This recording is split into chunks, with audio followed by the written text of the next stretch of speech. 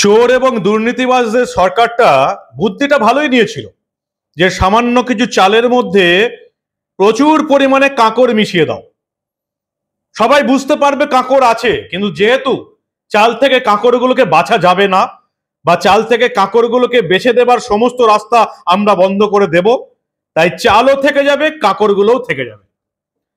মমতা বন্দ্যোপাধ্যায়ের দুর্নীতিবাজ সরকারটা এই ব্যবস্থাই করেছিল। কিন্তু শেষ অবধি দেখা গেল ওই একটা বাংলায় প্রবাদ আছে না, বারে বারে ঘুঘু তুমি ধান খেয়ে যাও। প্রতিবারেই কি এভাবে চুরি দুর্নীতি করে বাঁচা যায়? মমতা বন্দ্যোপাধ্যায় সরকার তার এসএসসি স্কুল সার্ভিস কমিশন 26,000 নিয়োগ করেছে এবং তার মধ্যে এখন অব্দি অফিসিয়ালি 8,000 নাকি জালি চাকরি, চোর শিক্ষক, আর বাকি 18,000 19,000 নাকি সঠিক ছিল। কিন্তু কলকাতা হাইকোর্টের নির্দেশে যেহেতু কারা সৎ আর কারা অসৎ বাঁচা যায়নি, তাই পুরো প্যানেল বাতিল করতে হচ্ছে 2016 সালে। কলকাতা হাইকোর্টের এই রায়ের বিরুদ্ধে আজকে সুপ্রিম কোর্টে শুনানি ছিল, আপনারা সবাই জানেন। গোটা পশ্চিমবঙ্গের মানুষ এই দিকে তাকিয়েছিল সুপ্রিম কোর্টের শুনানিতে কি হয়। যেটুকু শুনানি হলো তাতে এটা বোঝা যাচ্ছে অন্তত যে যদি মমতা বন্দ্যোপাধ্যায় সরকার তার এসএসসি স্কুল সার্ভিস কমিশন যদি সৎভাবে পরীক্ষা দিয়ে ইন্টারভিউ দিয়ে কারা চাকরি পেয়েছে এটা যদি কলকাতা হাইকোর্টে বা সুপ্রিম কোর্টে প্রমাণ দিতে না পারে, তাহলে সতের সঙ্গে অসৎরাও বলি হয়ে গেল, চাকরি ফেরত হবে না। আর কি হলো আজকে সুপ্রিম কোর্টে? যেদিকে গোটা বাংলার মানুষের দৃষ্টি ছিল যে রায়ের শুনানির দিকে, কি হলো সেখানে সবটা শোনাবো এই গুরুত্বপূর্ণ প্রতিবেদন। শেষ অবধি দেখুন। আমি মানব, দা নিউজ বাংলায় আপনাদের স্বাগত জানাচ্ছি। মমতা বন্দ্যোপাধ্যায় সরকার, মধ্যশিক্ষা পর্ষদ, চাকরিহারাদের একাংশ, এসএসসি প্রত্যেকে একযোগে গিয়েছিল যাতে 26,000 শিক্ষকের, শিক্ষাকর্মীর গ্রুপ সি গ্রুপ ডি চাকরি যাতে চলে না যায়। দুর্নীতি হয়েছে স্বীকার করে নিয়েছে মমতা বন্দ্যোপাধ্যায় সরকার, দুর্নীতি হয়েছে স্বীকার করে নিয়েছে মমতা বন্দ্যোপাধ্যায়ের SSC school service commission. CBI তদন্ত করে জানিয়ে দিয়েছে 26,000 নিয়োগের মধ্যে 8,000 হচ্ছে জালি নিয়োগ।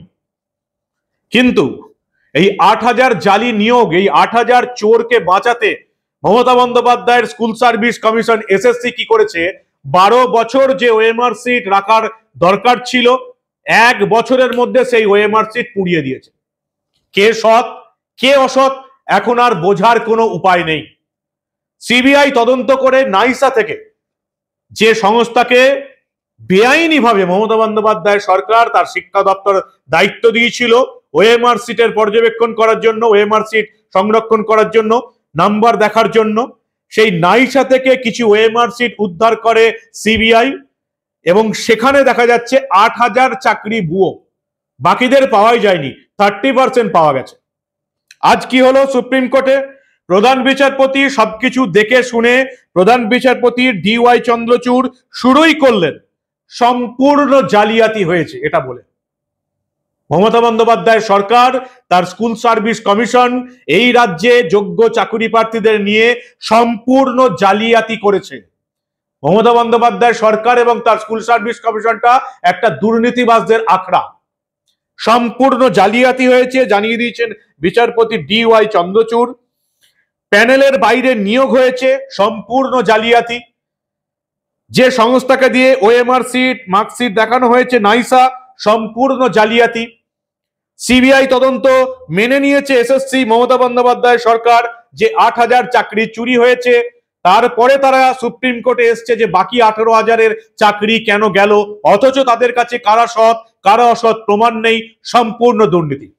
দুর্নীতিবাজদের চাপা দিতে, দুর্নীতিবাজদের চাকরিতে বহাল রাখতে মমতা বন্দ্যোপাধ্যায় সরকার বলি দিয়ে দিল বাকি 18,000 যারা যোগ্য সৎ পরীক্ষার্থী তাদেরকে।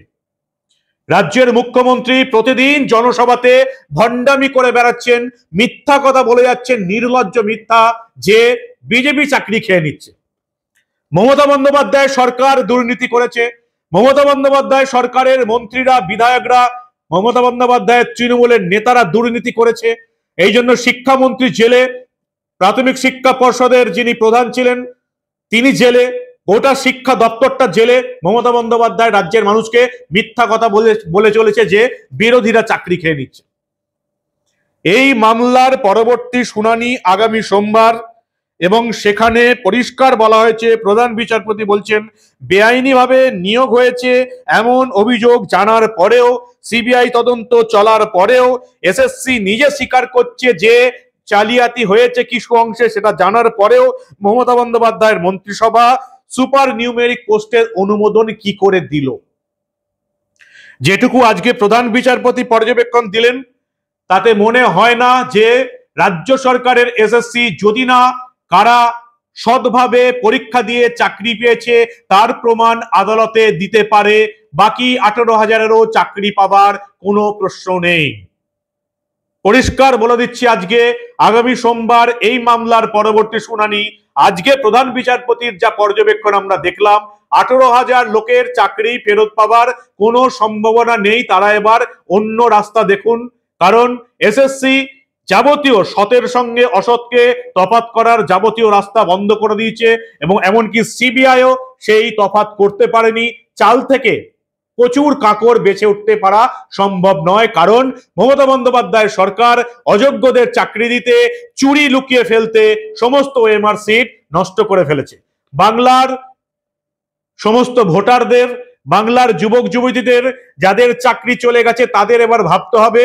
এর জন্য মমতা বন্দ্যোপাধ্যায় সরকার সম্পূর্ণরূপে 100% দায়ী।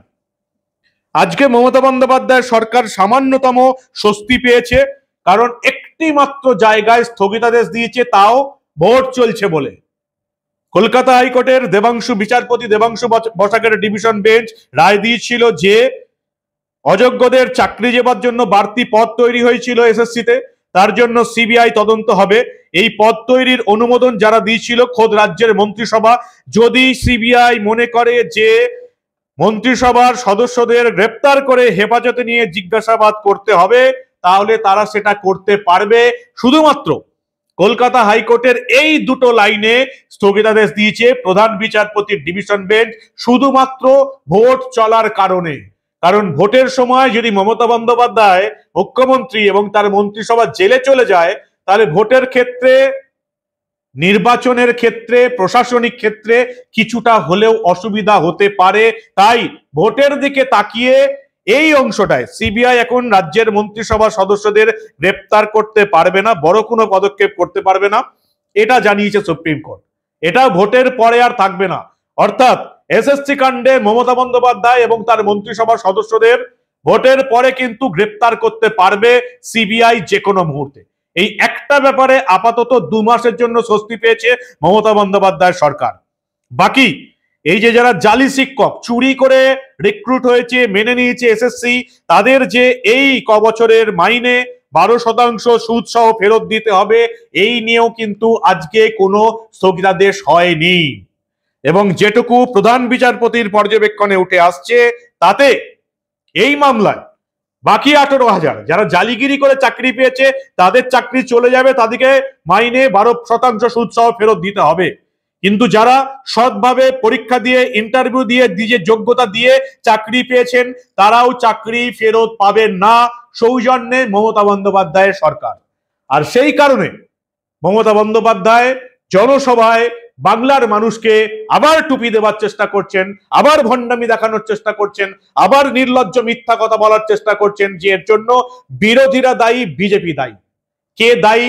আজকে কলকাতা হাইকোর্টের পর সুপ্রিম কোর্টেও একেবারে প্রধান বিচারপতির ডিভিশন বেঞ্চে প্রমাণ হয়ে গেল যে যোগ্য শিক্ষক শিক্ষাকর্মীদের চাকরি যাওয়ার পেছনে এক এবং একমাত্র দায়ী হচ্ছে মমতা বন্দ্যোপাধ্যায় সরকার এবং তাদের এসএসসি। কারণ তারা জানতো চুরি হয়েছে। 8,000 চোরকে রক্ষা করতে মমতা বন্দ্যোপাধ্যায় সরকার, মমতা বন্দ্যোপাধ্যায় সরকারের এসএসসি বাকি 18,000কে বলিদান দিয়ে দিল। আগামী সোমবার এই মামলার পরবর্তী শুনানি। এবং দিল্লিতে এরকমই একটা ঘটনা ঘটেছিল, যেখানে সুপ্রিম কোর্টের ভার্ডিক্ট রয়েছে, পুরো প্যানেল বাতিল হয়ে গেছিল, যেখানে যোগ্যরাও বাতিল হয়ে গেছিলেন, কারণ যোগ্য এবং অযোগ্যদের পার্থক্য করা যায়নি। আমাদের রাজ্যেও সেই একই ঘটনা, সৌজন্যে মমতা বন্দ্যোপাধ্যায় সরকারের দুর্নীতি, আর তার জন্য যোগ্যরাও চাকরি ফেরত পেতে পারেন না, জানিয়ে দিয়েছে সুপ্রিম কোর্ট। এবং আগামী সোমবার যদি এই মামলার রায় হয় তাহলে যারা যোগ্য প্রার্থী তাদেরও মাথায় হাত পড়ে যাবে, এবং এর জন্য সম্পূর্ণ দায়ী মমতা বন্দ্যোপাধ্যায় সরকার, তার দুর্নীতিবাজ মন্ত্রীরা। দুর্নীতিবাজ, চোর, জালি শিক্ষকদের চাকরি বহাল রাখতে এই বাংলার যোগ্য শিক্ষকদের, শিক্ষাকর্মীদের রীতিমতো বলিয়ে দিয়ে দিয়েছে মমতা বন্দ্যোপাধ্যায় এবং তার সরকার। এবং সেই জন্য যেহেতু চোরের মায়ের বড় গলা, তাই মমতা বন্দ্যোপাধ্যায় প্রতিটি জনসভাতে এই রাজ্যের মানুষকে জলজান্ত নির্ভেজাল মিথ্যা কথা বলে চলেছেন। কি বলবেন আপনারা? পরিবর্তনের সরকার দেখছেন, আমরাই ভোট দিয়েছি, 3 বার ভোট দিয়েছি, 15 বছর এই সরকারটাকে নবান্নের সিংহাসনে বসিয়ে রেখেছি। ওই যে আমি মাঝে মাঝে বলি না, যাদের এই রাজ্যে একটা ক্লাব চালানোর যোগ্যতা নেই, সেই তোলামূলের অযোগ্য, অপদার্থ, চোর, দুর্নীতিবাজ, ড্রাগের কারবারি, অস্ত্রের কারবারি, মহিলাদের অপমানকারী সরকারটাকে আমরা 3 বার ভোট দিয়েছি। দোষটা মমতা বন্দ্যোপাধ্যায় সরকারের নয়, দোষটা হচ্ছে আমাদের মূর্খামির। কত বড় মূর্খ আমরা সেটা প্রতি পদে প্রমাণ হয়ে যাচ্ছে এই গত কয়েক বছর ধরে। এরপরেও আমরা ভোট দিতে যাব, এরপরেও এই তোলামূলের সরকারটাকে আমরা ভোট দিয়ে আসবো, কারণ আমরা জেগে ঘুমিয়ে থাকবো। যতদিন না নিজের পেছনে আগুন লাগছে ততদিন এই বাংলার মানুষরা বুঝতেই পারবে না এত কিছু ঘটনা ঘটার পরেও যে কি ভুলটা তারা করে চলেছে। কি বলবেন আপনারা? আপনাদের মূল্যবান এবং গুরুত্বপূর্ণ মতামত জানান দা নিউজ বাংলার কমেন্ট সেকশনে। আর দেখতে থাকুন দা নিউজ বাংলা। যারা যোগ্য চাকরি প্রার্থী তাদের বলিয়ে দিই, বেশি আশা করে থাকবেন না, কারণ আজকে যেটুকু দেখতে পেলাম সুপ্রিম কোর্টে, তাতে যেহেতু যোগ্য এবং অযোগ্যদের পার্থক্য করা যাচ্ছে না, 8,000 অযোগ্য লোকেদের জন্য বাকি 18,000 যোগ্য লোকের চাকরি ফেরত পাওয়া সম্ভব নয়, অন্তত প্রধান বিচারপতির পর্যবেক্ষণে আজকে এটাই উঠে এলো। আপনাদের মূল্যবান মতামত জানান দা নিউজ বাংলার কমেন্ট সেকশনে। আর দেখতে থাকুন দা নিউজ বাংলা। আমরা আবার এই ধরনের কোনো ঘটনা চেপে রাখতে দেব না।